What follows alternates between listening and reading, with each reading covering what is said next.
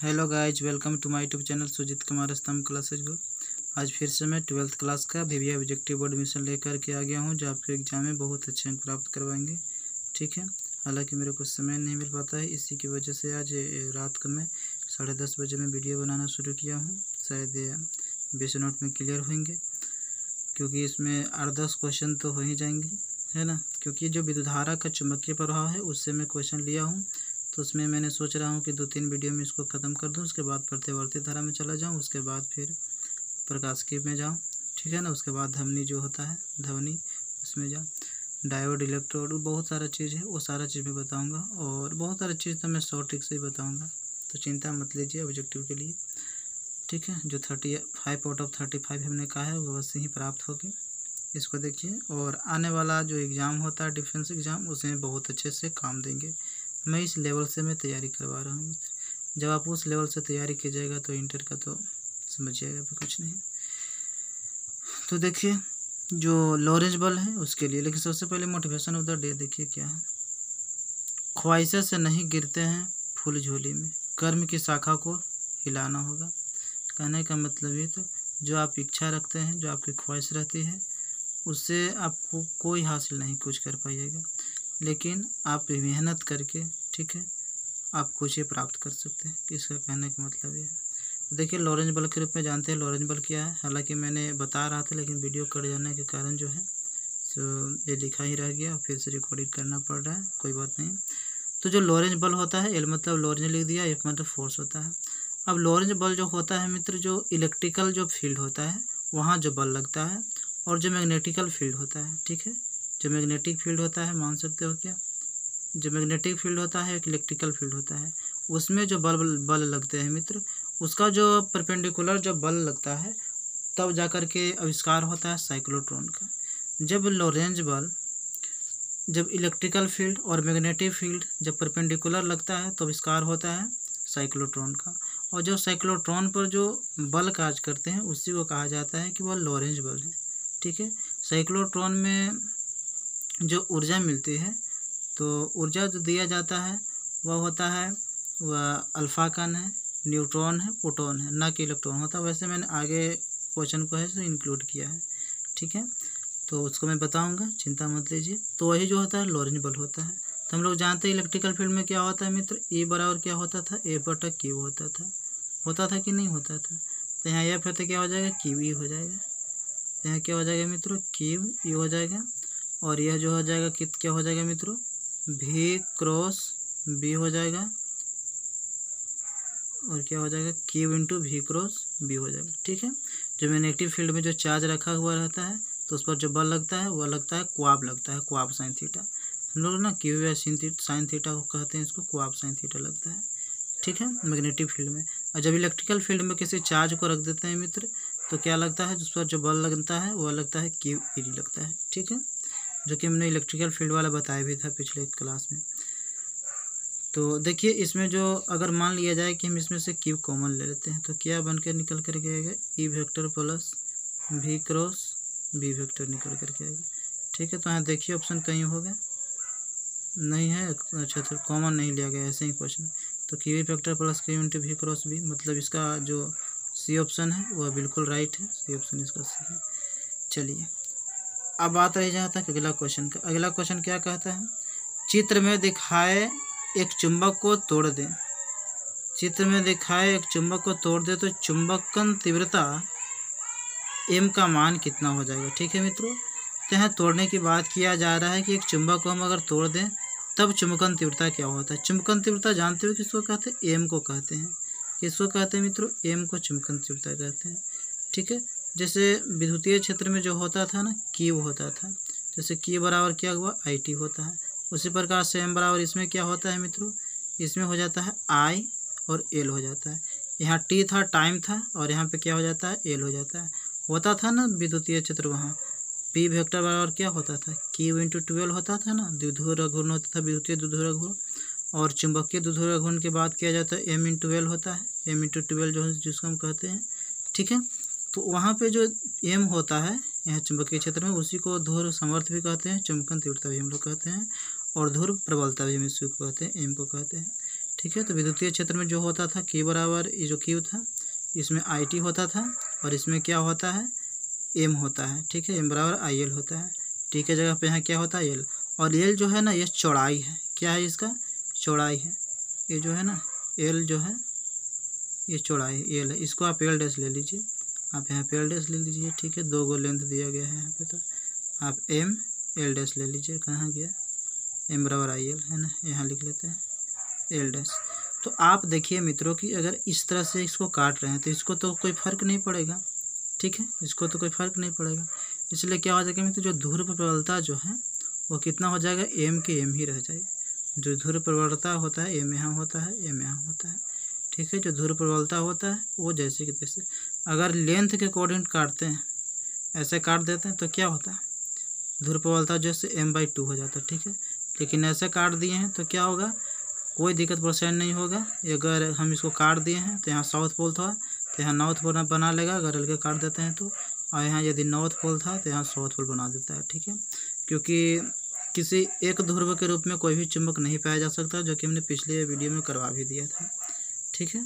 तो इस बात का आप ध्यान में रखिएगा, ठीक। चलिए, भले ही ऐसा लग रहा हो कि L/2 के रूप में है, तो ऐसा नहीं बात है, ध्रुव प्रबलता को कोई फर्क नहीं पड़ेगा, ठीक। चलिए अब चलते हैं अगला क्वेश्चन की। साइक्लोट्रॉन से किसको ऊर्जा नहीं दी जा सकती? तो साइक्लोट्रॉन से इलेक्ट्रॉन की ऊर्जा नहीं दी जा सकती, जो कि हमने पहले लोरेंट्ज़ बल्ब में हमने बता भी दिया था। प्रोटॉन को दे सकते हैं, न्यूट्रॉन को दे सकते हैं, अल्फा कौन के द्वारा दी जा सकती है, लेकिन इलेक्ट्रॉन को नहीं दे सकते हैं, क्योंकि इलेक्ट्रॉन जो है से बहुत कम मास का होता है, क्योंकि 9.1 गुना 10⁻31 किलोग्राम इसका मास होता है। तो बहुत मास कम होने के कारण इसको हम ऊर्जा नहीं दे सकते, इसको त्वरित नहीं करवा सकते, ठीक है। ये तो स्वतः ही अपने आप हो जाती है, तो एनर्जी नहीं दे सकते हैं, ठीक है। इसको देने की ज़रूरत नहीं होती है, वो स्वतः ही हो जाते हैं।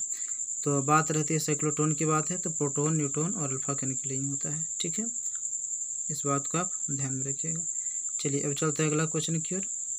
9 × 10⁸ न्यूटन प्रति कूलाम विद्युत क्षेत्र के संगत लंबवत चुंबकीय क्षेत्र का मान क्या होगा, जबकि उत्पन्न कण प्रकाश के वेग से गति करता है, ठीक है मित्रों। तो देखिए मित्रों, आपको विद्युतीय क्षेत्र दे दिया गया है और आप एक फॉर्मूला जानते होंगे, C बराबर होता है E0/V0 होता है। ये विद्युतीय क्षेत्र होता है, मैग्नेटिक फील्ड होता है, ठीक है। इलेक्ट्रिकल फील्ड और मैग्नेटिक फील्ड, विद्युतीय क्षेत्र, चुंबकीय क्षेत्र। आपको क्या पूछ रहा है मित्रों, चुंबकीय क्षेत्र पूछ रहा है, मतलब V0 पूछ रहा है। तो यहाँ से आप लिख सकते हैं मित्र कि V0 बराबर हो जाएगा E0/C हो जाएगा, ठीक है। तो E0 का वैल्यू आपको दिया गया है 9 × 10⁸8 दिया गया है, और जो C है प्रकाश का चाल होता है। प्रकाश का चाल हम लोग जानते हैं कि 3 × 10⁸8 मीटर प्रति सेकंड होता है। 10⁸8 से 10⁸8 खत्म, वो 3 3 9 हो जाएगा। आंसर क्या आ जाएगा मित्रों, 3 टेस्ला आ जाएगा मित्रों, क्योंकि चुंबकीय क्षेत्र का जो मात्रक होता है वो टेस्ला ही होता है। चुंबकीय फ्लक्स का क्या मात्रक होता है, वेबर होता है मात्रक, ठीक है। चलिए अब चलते हैं अगला क्वेश्चन की ओर। यदि कोई कण प्रकाश के वेग से गति करे तो उसका मास क्या होता है? यदि कोई कण प्रकाश के वेग से गति करे तो उसका मास क्या होगा? प्रकाश के वेग से गति करवा रहा है, आप जानते हो। ये जो फार्मूला दिया था ना, ये जो फार्मूला दे रहा था मैं जो लिख रहा हूँ, M बराबर m0/√1 -v²/c²। ये जो फार्मूला दिया था जब मैं कितना था 11 साल के होंगे, जब हम 11 साल के थे, तो उस वक्त इस फार्मूला को दिया गया था। 30 दिसंबर 2012 ईस्वी में ये फार्मूला को दिया गया था, जब पूरा दुनिया प्रलय होने वाली थी, ठीक है। जब दुनिया जो है से पूरा होने वाली थी, पृथ्वी बर्बाद होने वाला था, जो कि पूरा सब लोग जानते हैं कि 2012 में भूकंप आएगी, ऐसा धारणाएँ थी, ठीक है ना। तो उस वक्त यह स्टीफन हॉकिंस ने यह फार्मूला दिया था, है ना। ये स्टीफन हॉकिंस ने फार्मूला दिया था, बराबर m/√1 -v²/c² फार्मूला दिया था। तो यहाँ पे आप बात किया जा रहा है मित्रों कि प्रकाश के वेग से गति करें, तो प्रकाश के वेग से गति करेगा मित्र, मतलब क्या हुआ कि v बराबर भी क्या हो जाएगा, c हो जाएगा। तो यहाँ अगर c हो जाएगा मित्रों, तो c से c कट जाएगा, तो क्या हो जाएगा मित्रों, 1 आ जाएगा। तो 1 में से 1 जाएगा तो कितना हो जाएगा, 0 हो जाएगा। तो कोई भी जो अंक होता है उसका बटन में अगर 0 आ जाता है तो इनफाइनाइट हो जाता है मित्र, इसलिए सही उत्तर हो जाएगा बी ऑप्शन, इसका सी हो जाएगा। कम ही जगह है इसलिए मैं इसी में समझा दिया आपको, ठीक है। अच्छा तो समझ लीजिए। अब देखिए अगला जो क्वेश्चन 262, चित्र में दिखाए गए हैं कि दो तार जिसमें I1 और I2 धारा एक ही दिशा में बह रही है, तो दोनों के बीच लगने वाला बल क्या होगा मित्रों। ठीक है, अब इसमें बात रही जहाँ तक आपको हम अच्छी तरह से सिखा दे रहे हैं, वैसे याद रखिए कि अब ये एक ही दिशा में जा रही है, डायरेक्शन में जा रही है, तो क्या हो जाएगा, आकर्षण हो जाएगा। और जब यदि अपोजिट डायरेक्शन में जा रहा होगा तो प्रतिकर्षण होगा। ठीक है, अगर आपको समझना है तो ऐसे आप समझ सकते हैं। जैसे मान लिया जाए कि पति पत्नी, अब क्या हो जाएगा, अब दोनों का अगर विचार मिलता है, अगर दोनों के विचार मिलता है तब तो ठीक है, लड़ाई झगड़ा नहीं रहेगी, मतलब क्या, आकर्षण दोनों में रहेगी। ठीक है, पति पत्नी में। लेकिन बात रही जहाँ तक अगर दोनों में क्या होगा, लड़ाई झगड़ा, वो कह रहे हैं कुछ तो कर रहे हैं कुछ, तो क्या हो जाएगा, मतलब विपरीत है दोनों, तो विपरीत हो जाएगा तो क्या होगा, प्रतिकर्षण होगा। तो वैसे भी आप समझ सकते हैं। ठीक है, वैसे इसका ऑप्शन जो है ये सही है। अब देखिए बात रही जहाँ तक 263 का, यदि अल्फा कण में आवेश यानी इलेक्ट्रॉन व द्रव्यमान m हो, इलेक्ट्रॉन का मास हो, तो m अनुपात n का मान क्या हो जाएगा। अल्फा कण की बात किया जा रहा था, हम लोग जानते हैं मित्रों कि अल्फा कण किसको कहते हैं। अल्फा कण कहते हैं मित्रों हीलियम का, तो हीलियम को कहते हैं अल्फा कण। हीलियम के परमाणु संख्या 2, द्रव्यमान संख्या 4 होता है। बात रही क्या, आवेश का, तो आवेश कितना होता है मित्रों, n इलेक्ट्रॉन कहा जा रहा है। ठीक है, तो n इलेक्ट्रॉन बराबर कितना हो जाएगा, 2 हो जाएगा। और मास कहा जा रहा है। ठीक है, तो मास जो हो जाएगा कितने मित्रों, 4 हो जाएगा। ठीक है, तो m इंटू n का बात किया जा रहा है, तो दोनों के हम लोग गुना करेंगे तो कितना हो जाएगा, 4 दूनी 8 हो जाएगा। तो इसलिए सही उत्तर क्या हो जाएगा मित्रों, बी ऑप्शन सही हो जाएगा। ठीक है, चलिए अब चलते हैं अगला क्वेश्चन की ओर। तो अब नेक्स्ट पेपर पर चलते हैं। ये देखिए अगला क्वेश्चन है, चित्र में दिखाए अनुसार चुंबक को पास लाने पर कुंडली में धारा की दिशा कैसी हो जाएगी मित्र। हालांकि यह n दिया हुआ नहीं था, मुझसे लिखा गया गलती से। तो देखिए बात ऐसा था कि देखिए एक चुंबक है। ठीक है, तो यदि यह चुंबक है मित्र, तो अगर हम इसको पास ला रहे हैं, तो लेंज ने क्या कहा था कि यदि आप किसी चुंबक को अगर किसी कुंडली के पास अगर लाते हैं तो क्या करेगा, वह विरोध करेगा। क्या करेगा, विरोध करेगा। और यदि आप अगर उससे अगर दूर ले जाते हैं, पास तो आ गया, विरोध करते हुए अपने तो ला दिया पास बरियरी, और आप दूर ले जाते हैं तो फिर दूर ले जाने का ही विरोध करता है। ठीक है, मतलब क्या, ये विरोध कब होगा, ला रहा है, मतलब लेंज ने क्या कहा था कि विरोध करता है। जब हम लोग जानते हैं फ्लक्स परिवर्तन जब होता है, लेंज ने क्या कहा था, एप्सिलॉन बराबर क्या किया था, -n/dt कहा था। ठीक है, मतलब माइनस से ये लेंज के नियम को ही दर्शाता है, और बाकी जो n/dt जो होता है फैराडे का नियम हम लोग जानते हैं। ठीक है, तो यह लेंज को ही बताता है, मतलब विरोध के बतला रहा है। तो विरोध कब होगा मित्रों, जैसे नॉर्थ पोल यदि आ रही है किसी कुंडली के पास अगर नॉर्थ पोल, तो क्या करेगा, यहाँ पे नॉर्थ पोल बना लेगा। ठीक है, यहाँ पे क्या बना लेगा, नॉर्थ, यहाँ पे क्या बना लेगा, नॉर्थ। अगर यहाँ पे अगर नॉर्थ बना लेता है, यहाँ यदि क्या बना लेता है, नॉर्थ बना लेता है, तभी जाकर के इसका विरोध करेगा। अगर नहीं तो अगर साउथ बना लेता है तो क्या हो जाएगा मित्रों, एक दूसरे के प्रति अट्रैक्शन हो जाएगा। ठीक है, जैसे आप समझिए कि उसमें क्या होता था विद्युतीय क्षेत्र में, कि उसमें प्लस क्यू माइनस क्यू होता था। इसने समझिए कि नॉर्थ प्लस क्यू मानिए और साउथ को माइनस क्यू मानिए। ठीक है, ठीक है, नेगेटिव पॉजिटिव आप मान सकते हैं वैसे। तो ये जो नॉर्थ रहेगा तो एक दूसरे के प्रतिकर्षण होगा, साउथ रहेगा तो प्रतिकर्षण हो जाएगा, और नॉर्थ साउथ रहेगा तो आकर्षण होगा, और साउथ नॉर्थ रहेगा तो आकर्षण होगा। तो अगर हम ला रहे हैं संयुक्त, तो लेंज के नियम के अनुसार क्या कहता है कि विरोध करता है। तो विरोध करता है मित्र, तो क्या हो जाएगा मित्र, ये नॉर्थ पर बना लेगा। तो इसका डायरेक्शन की यदि बात किया जाए तो ये काम कीजिएगा, इस पर एरो यहाँ पे ऐसे लगा दीजिए और इस पर यहाँ एरो लगा दीजिए। ठीक है, आपको डायरेक्शन जांच करना है तो एन बना करके अगर पास ला रहे हैं तो ये डायरेक्शन क्या कह रहा है, ऐसे जाने के लिए कह रहा है। ठीक है, ऐसे जाने के लिए कह रहा है कि नहीं कह रहा है, ऐसे जाइए, ऐसे जाइए, ऐसा कह रहा है कि नहीं। मतलब इसको क्या कहते हैं, इसको क्या कहते हैं, इसको कहते हैं एंटी क्लॉकवाइज। जैसे मान लिया जाए कि आपके पास एक घड़ी है, ये 12 बज रहा है, यहाँ 6 है, यहाँ 9 है, 3 बज रहा है। तो ऐसे अगर बजती है तब तो हम इसको कहते हैं क्लॉकवाइज है। ठीक है, ऐसे ही ना बजते हैं क्लॉक। लेकिन जब ऐसे हो जाएंगे डायरेक्शन तो क्या कहेंगे कि एंटी क्लॉकवाइज है, क्लॉकवाइज के उल्टा। तो ऐसे अगर डायरेक्शन बढ़ रहे हैं तो इसका क्या हो जाएगा, एंटी क्लॉकवाइज, मतलब बी ऑप्शन इसका सही हो जाएगा। और विशेष जानकारी देते हैं कि अगर मान लिया जाए कि नॉर्थ पोल को यहाँ से बाहर ले जाया जाता है, क्या किया जाता है मित्र, नॉर्थ पोल को ना, ये तो यहाँ तो आ गया। ठीक है, विरोध कर रहा था, विरोध करते करते बरियर हमने लान दिया। अब क्या हो जाएगा, अब इसको आप दूर ले जाइएगा, तो दूर ले जाएगा तो क्या होगा मित्रों, अब यहाँ पे क्या बन जाएगा, साउथ पोल बन जाएगा। यहाँ पे क्या बन जाएगा मित्रों, साउथ पोल बन जाएगा, जैसे यहाँ पे हम चुंबक बना दे रहे हैं। ठीक है, यहाँ नॉर्थ पोल था, अब एक क्या बन जाएगा, आप इससे अब क्या कर रहे हैं, आप दूर ले जा रहे हैं। ठीक है, तो यहाँ पे साउथ पोल बन जाएगा, तो साउथ पोल बन जाएगा तो इसका डायरेक्शन, क्योंकि साउथ पोल बनेगा तभी तो ये रोकेगा, क्योंकि विरोध करना है लेंज के नियम के अनुसार। साउथ पोल बनेगा तो इसका डायरेक्शन ज्ञात करना है, तो क्या हो जाएगा, ऐसा हो जाएगा। मतलब क्या कह रहा है, ऐसे जाने कह रहा है, मतलब क्या होगा, इसका डायरेक्शन ऐसे होगा। ठीक है, मतलब ये घड़ी के दिशा में है, तो घड़ी के दिशा में है मित्र, घड़ी के दिशा में है, तो इसको कहेंगे कि हम क्लॉकवाइज। ठीक है, उसी प्रकार से अगर मान लिया जाए कि साउथ पोल आवे वापस, तो अगर साउथ पोल पास आ रहा है तो क्या हो जाएगा, साउथ बना लेगा, तो साउथ बना लेगा मित्र, तो क्या हो जाएगा, यहाँ अगर मान लीजिए साउथ बना है तो क्या हो जाएगा, क्लॉकवाइज डायरेक्शन। अगर यही साउथ पोल जो है से बाहर जाएगा तो क्या हो जाएगा मित्रों, यहाँ नॉर्थ पोल बना लेगा, तो नॉर्थ पोल बना लेगा तो क्या हो जाएगा, फिर एंटी क्लॉकवाइज हो जाएगा। ठीक है, तो इस तरह से आप ध्यान में रखिए, कोई दिक्कत परेशानी नहीं।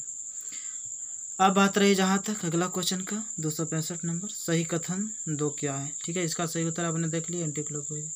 सही कथन दो, तो एक वेबर बराबर जो होता है मित्रों कि 10 के पावर 8 मैक्सवेल होता है।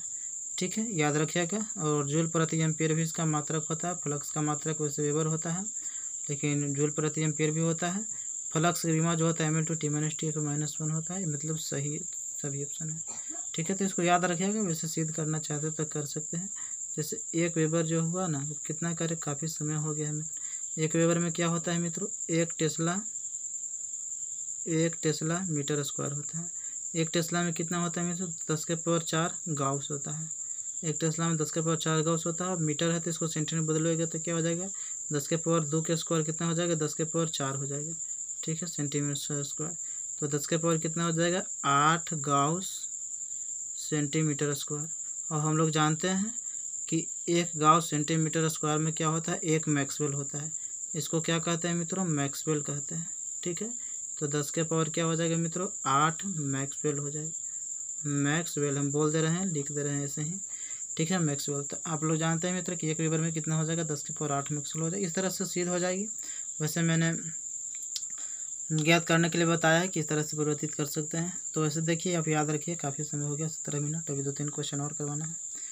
प्रेरकत्व का मात्रक क्या होता है मित्रों, तो ये हेनरी भी होता है। हेनरी जो है SI मात्रक के रूप में जाना जाता है। दूसरा कलम स्थल आपको बता दे रहे हैं। तो हेनरी जो होता है मात्रक, SI मात्रक किसको कहा जाता है, इसको क्या कहा जाता है, SI मात्रक। देखिए, रेड कलम मेरे को चाहिए नहीं तो इसको से बता ही दे रहा हूँ। SI मात्रक आप देखिए, ये जो है ना, हेनरी जो है SI मात्रक है। एन हेनरी जो है से इसका CGS मात्रक है। ये क्या है, CGS मात्रक है। और ये क्या है, SI मात्रक है। और यह क्या है मित्र, ओम सेकंड जो है ना, यह जो है से MKS मात्रक है। किसका मात्रक है, प्रेरकत्व का है। हेनरी है, एन हेनरी है और ओम सेकंड है। मतलब डी ऑप्शन सही। मात्रक की बात किया जा रहा है। अगर इसमें SI मात्रक कहा था तो सिर्फ हेनरी होता, एन हेनरी ओम सेकंड नहीं होता, सिर्फ क्या होता है, हेनरी होता। अगर कहा जाता है कि प्रेरकत्व का अगर पूछ रहा है मात्रक, SI मात्रक पूछ रहा है, तो अगर CGS पूछता है तो एन हेनरी, और MKS पूछता है तो ओम सेकंड। ठीक है, चलिए, क्योंकि SI मात्रक जो होता है हमेशा वैज्ञानिक के नाम पर ही लिखे जाते हैं। अगर वैज्ञानिक का नाम अगर ऑप्शन न दिया हो तब जाकर के आप MKS का प्रायोरिटी देते हैं। ठीक है, तो हेनरी आपको सही होगा इसमें। ठीक है, तो इसको ध्यान में आप रखिएगा। जैसे स्व प्रेरण हुआ, अन्योन्य प्रेरण हुआ, सबका हेनरी ही होता है SI मात्रक। यदि दो कुंडलियाँ जिनका स्व प्रेरण गुणांक 4 हेनरी है और 5 हेनरी है, तो उनके बीच अन्योन्य प्रेरण का मान कितना हो जाए। तो अभी आपको सामने आ गया कि स्व प्रेरण गुणांक, स्व प्रेरण का भी जो मात्रक होता है हेनरी ही होता है, और अन्य प्रेरण का भी मात्रक जो होता है हेनरी ही होता है, क्योंकि देखिए हेनरी ऑप्शन है। तो हमने अभी क्या बताया कि प्रेरकत्व का भी और हेनरी और अन्य प्रेरण स्व प्रेरण सबका मात्रक जो होता है हेनरी ही होता है। CGS एन हेनरी और MKS ओम सेकंड होता है। तो बात रही जैसा इसका, जहाँ तक इसका, तो अन्योन्य प्रेरकत्व M का मान ज्ञात करना है। ऐसे जो इसको सिद्ध करने के लिए ये जो फॉर्मूला है आपको, M बराबर रूट अंडर होता है L1 × L2 होता है। इसको सिद्ध करने के लिए मध्य प्रदेश के एग्जाम में पूछा है। मध्य प्रदेश, जैसे बिहार बोर्ड की एग्ज़ाम होता है ना, उसके बाद मध्य प्रदेश के एग्ज़ाम में सिद्ध करने के लिए इस क्वेश्चन को कहा है। वैसे मैंने ऑब्जेक्टिव में मैंने एक डाल दिया है। तो M बराबर क्या हो जाएगा, root under L1 × L2। L1 कितना है, 4 हेनरी है, L2 कितना है, 5 हेनरी है, तो रूट अंडर कितना आ जाएगा, 20 हेनरी आ जाएगा। ऑप्शन कहाँ पे है? 1 हेनरी, 9 हेनरी, 41 हेनरी। यहाँ तो ऑप्शन ही नहीं है मित्र, मतलब इसका डी ऑप्शन सही हो जाएगा। ठीक है, कॉन्फिडेंस में जियो, यही सूत्र है, इसी के अनुसार बनाना होगा आपको। अन्योन्य प्रेरण निकाल देना होगा। तो ठीक है, अगर स्व प्रेरण दिया हो तो किसी चुंबक के घुमा कर छोड़ दे तो वह सामान्यतः किस दिशा में रुकेगी। देखिए, अगर चुंबक को आप घुमा करके छोड़ दे रहे हैं मित्र, मान लिया जाए ये चुंबक है, ठीक है, इसको क्या कर रहे हैं कि घुमा के आप छोड़ दिए, तो आप घुमा के अगर आप छोड़ देते हैं मित्र, तो जानते हैं किस डायरेक्शन में रुकेगा? यह जो है सो नॉर्थ और साउथ डायरेक्शन में रुकेगा। ठीक है, आपको एक्चुअल में पृथ्वी का मैं बता रहा हूँ कि कैसे होता है। ठीक है, एक्चुअल में पृथ्वी ये क्या होता है मित्र? ईस्ट होता है, और ये वेस्ट होता है, और यह नॉर्थ होता है और साउथ होता है। ये एक्चुअल में बता रहा हूँ। ठीक है, क्या होता है? नॉर्थ होता है। जैसे आप यहाँ पे रखिएगा, ठीक है, तो साउथ नॉर्थ देने रहेगा ना, है ना, तभी तो रुकेगा, नहीं तो नॉर्थ नॉर्थ प्रतिकर्षित कर जाएगा, घूम जाएगा। वैसे पूरा आप यहाँ रखिए बीच में, तो क्या हो जाएगा? नॉर्थ साउथ एक देने, फिर नॉर्थ साउथ एक देने आएगा, तभी तो एक तरफ से जा कर के रुक जाएगा। हालांकि आपको यहाँ डायरेक्शन पूछा है तो नॉर्थ साउथ ही सही उत्तर हो जाएगा, उत्तर दक्षिण दिशा में रुकेगा। लेकिन एक्चुअल में जो बात होता है मित्र, पृथ्वी का जो नॉर्थ पोल होता है और चुंबक का जो साउथ पोल होता है उस डायरेक्शन में रुकता है, और इसका नॉर्थ पोल और इसका साउथ पोल, है ना, जो कि मैंने पिछले वीडियो में बताया था। ठीक है, समझिए, तो ये रिपीटेशन है। तो अगला क्वेश्चन जो है, आर त्रिज्या का टॉरॉइड जिसमें एन फेरो का तार लपटा गया है, तो उसके अंदर चुंबकीय क्षेत्र का मान कितना हो जाएगा। ठीक है, तो उसके अंदर चुंबकीय क्षेत्र की अगर मान की अगर बात किया जाए मित्र, तो अगर ये जो टॉरॉइड लपटा हुआ है, ठीक है, अब इसके अंदर की बात किया जाए तो अंदर तो चुंबकीय क्षेत्र का मान जो होता है मित्र, वह होता है म्यू नॉट एन आई, जो आप एम्पियर प्रति नियम के रूप में आप जानते हैं। तो टॉरॉइड के लिए भी होता है म्यू नॉट एन आई होता है। ठीक है, ये अंदर होता है, ये आंतरिक भाग होता है, और ये क्या होता है? अंदर होता है। ये आंतरिक भाग होता है और ये क्या होता है? अंदर होता है। ठीक है, आपको क्या पूछा है? अंदर पूछा है, तो अंदर के लिए क्या हो जाएगा मित्र? ये हो जाएगा म्यू नॉट एन आई होता है। ठीक है, और ठीक है, ये आंतरिक भाग होता है, ये अंदर पूछा है तो अंदर के लिए हो जाएगा म्यू नॉट एन आई। बात रही जहाँ तक मित्रों छोटी एन निकालने का, तो छोटी एन जो निकलता है मित्र वो होता है n/2πr होता है। ठीक है, जो ही परिधि होता है वो नंबर ऑफ टर्म जितना होता है उसमें भाग हो जाता है। ठीक है, तो छोटी एन बराबर कितना हो जाएगा? n/2πr हो जाएगा। तो आज का क्वेश्चन इतना ही रहेगा, और जो क्वेश्चन ऑफ द डे है उसको मैं बता दे रहा हूँ, हालांकि पिछले वीडियो में नहीं बता पाया था, याद नहीं था। यह रहा क्वेश्चन ऑफ द डे, नहीं बल्कि ये जो पिछले वीडियो में हमने पूछा था क्वेश्चन वह है। ठीक है, पिछले वीडियो में क्या कि पिछले एक और जो वीडियो निकला है उसमें हमें याद नहीं था और कट भी गया था वीडियो। तो देखिए, जो क्वेश्चन है, चित्र में 2 ओम वाले प्रतिरोध में धारा क्या होगा मित्रों? 2 ओम वाले प्रतिरोध में धारा। ठीक है, तो ये देखिए, जो व्हीटस्टोन ब्रिज है वह संतुलित है। आप जैसे भी जांच कर लीजिए, 10/2। आप ऐसा ही जांच कर सकते हैं, इसका बटा ई, इसका बटा भी, या फिर इसके बटा ई और इसके बटा ई भी आप जांच कर सकते हैं। आपको कोई प्रॉब्लम नहीं है, कभी भी नहीं। ठीक है, तो 10/2 हम लोग जांच करते हैं, और 25/5 अगर जांच करते हैं तो 2×5=10 हो जाता है, 5×25 मतलब 5/5 संतुलित है। आप ऐसे भी जांच कर सकते हैं, 10 क्या हो जाएगा? 25 बराबर 2/5, 5×2=10, 5×25, 2/5, 2/5 संतुलित है। तो इसमें विद्युत धारा नहीं जाएगा, तो हम क्या लिख सकते हैं? हम ऐसे लिख सकते हैं,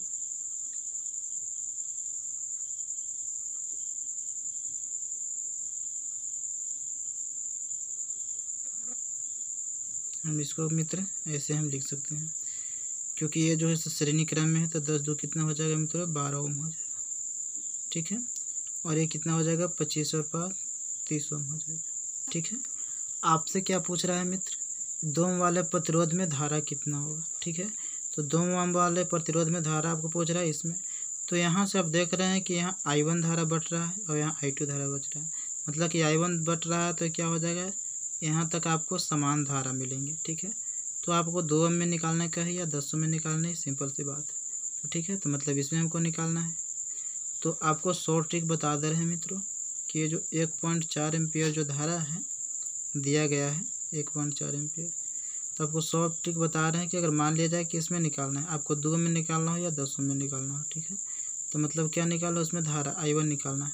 तो शॉर्ट ट्रिक है कि इसका उल्टा ऊपर रखिएगा, मतलब R2 क्या हो जाएगा? ये R1 है, ये R2 है, तो R2 बता आप लिखिएगा R1 + R2 गुने क्या कीजिएगा? I0, जो आपको दिया हुआ रहेगा। तो R2 कितना है मित्रों 30 ओम है, और R1 प्लस R2 कितना हो जाएगा 30 ओम, और यहाँ पर कितना है 12 ओम, क्योंकि 10 2 कितना हुआ था 12 हुआ था। ठीक है 12 ओम, तो कितना हो जाएगा 42 ओम हो जाएगा, और गुने आई नोट कितना देगा 1.4 है, तो इसको हम लिख सकते हैं 14/10 लिख सकते हैं, 14/10 लिख सकते हैं। तो 14 तिया कितना हो जाएगा 42 हो जाएगा, 1 0 से 1 0 कट जाएगा, तो 3 से 3 कटेगा तो कितना हो जाएगा 1 ओम हो जाएगा। इसका सही उत्तर जो हो जाएगा मित्रों 1 एम्पियर हो जाएगा। ठीक है, तो ध्यान में रखिए। वैसे आपको अगर निकालते तो लॉन्ग प्रोसेस से क्या होता है, आप इसको क्या करते हैं, आप समतुल्य प्रतिरोध इसका भी निकाल लेते हैं समांतर क्रम में। उसके बाद आपको विद्युत धारा दिया हुआ था, रेजिस्टेंस आपका निकल जाता है, उसके बाद आप वोल्टेज निकालते हैं। तो वोल्टेज निकालने के बाद अब फिर जा कर के आप यहाँ पे आप जा कर के निकालते हैं, और V बराबर आयर बिठाते हैं, तब जा कर यहाँ पे आई निकलता है। ठीक है, V बटा आर करके। लेकिन आपको मैं शॉर्ट ट्रिक बता दिया है, आप वैसे भी निकालना चाहते तो वैसे भी आप निकाल सकते हैं, कोई दिक्कत परेशानियाँ नहीं है। ठीक है, तो आज इस वीडियो में इतना ही रहेगा, और जो क्वेश्चन ऑफ द डे है उसको हम दे दे रहे हैं। ठीक है, देखिए आज का क्वेश्चन ऑफ द डे है, एम चुंबकीय आघूर्ण वाले क्षण चुंबक में चुंबक को 2 समान टुकड़ों में तोड़ा जाता है, तो प्रत्येक नए टुकड़े का चुंबकीय आघूर्ण क्या होगा। ठीक है, ये कुछ दूसरा है, आप इसको ध्यान में रखिएगा कैसे दिया गया है। क्षण चुंबक को 2 समान टुकड़ों में तोड़ा जाता है, तो प्रत्येक नए टुकड़े का चुंबकीय आघूर्ण। ठीक है, चलिए आज के इतना ही रहेगा। Thank you for watching video.